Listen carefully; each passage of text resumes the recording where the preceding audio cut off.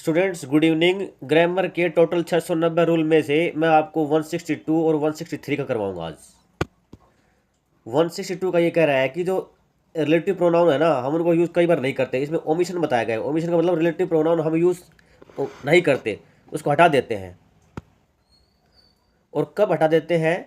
जब जो relative pronoun है ना, जनरली ओमिटेड, वो आमतौर पे यूज़ नहीं किए जाते जब वो एक्यूजेटिव केस में हो। एक्यूजेटिव केस क्या होता है? वही एक तो नॉमिनेटिव होता है।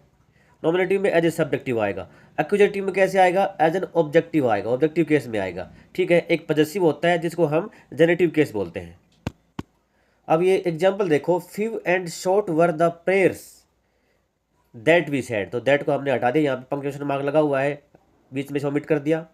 एक contented mind is the greatest blessing. सबसे ज़्यादा ब्लेसिंग वो होता है जो कंटेंट माइंड होता है, संतुष्ट होता है। That a man enjoy in the world, जिसको एक आदमी एंजॉय करता है। तो यहाँ पे हम दैट हटा दिया। I am monarch of all that I survey, तो यहाँ पे दैट हटा दिया। अभी कह रहा है कि दैट है ना, दैट वो प्रेफरली किसके साथ यूज किया जाता है? पर्सन्स के साथ। दस वी टेंड टू से, इसलिए हमें ये कहना पड़ेगा the meeting which I attended yesterday, जो मीटिंग मैंने कल अटेंड की, rather than the meeting that I attended yesterday. ठीक है। तो मीटिंग के लिए हम दैट यूज नहीं करेंगे, मीटिंग के लिए हम विच यूज करेंगे। और ऐसा क्यों है? क्योंकि दैट किसके लिए यूज किया जाता है? पर्सन के लिए भी यूज किया जाता है। हु भी यूज किया जाता है पर्सन के लिए, दैट भी यूज किया जाता है। लेकिन इससे भी थोड़ा ज़्यादा एडवांस चले तो फ्रीक्वेंटली हम क्या यूज़ करते हैं?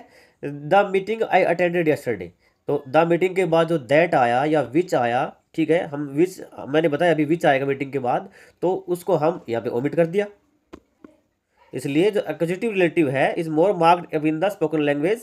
जो ओमिट कर देते हैं हम एक्यूजेटिव रिलेटिव प्रोनाउन को स्पोकन में। ठीक है। In the following examples poetry relative pronoun in the nominative case omitted. अब पोम का तो भाई अलग ही फंडा होता है, उसमें तो पता नहीं क्या कभी ओमिट हो जाए, वो तो इमेजिनेटिव होती है। देखो, टिस डिस्टेंस, टिस का मतलब it is distance, lends enhancement to be to the view. ठीक है। तो यहाँ पे जो प्रोनाउन आना था वो हमने यहाँ पे हटा दिया। नॉमिनेटिव केस में था आई हैव ए ब्रदर, तो brother is condemn to die, तो यहाँ पे जो ब्रदर के बाद जो आना था रिलेटिव प्रोनाउन हमने हटा दिया। There is somebody at the door who wants to meet you, तो यहाँ पे हमने हु हटा दिया। और हु किसके लिए आया है? समबडी के लिए, और ये सब्जेक्टिव है, इसका मतलब ये नॉमिनेटिव है, तो हमने वो हटा दिया। अब आगे की वीडियो में ओमिशन ऑफ द एंटीसीडेंट करेंगे। पहले बताएंगे एंटीसीडेंट क्या होता है, उसको ओमिट कैसे करेंगे। उसके बाद रिलेटिव प्रोनाउन की सारी की सारी मैं एक्सरसाइज करवाऊंगा ताकि आपको अच्छी तरह प्रैक्टिस हो जाए। आज की वीडियो में इतना ही। थैंक्स।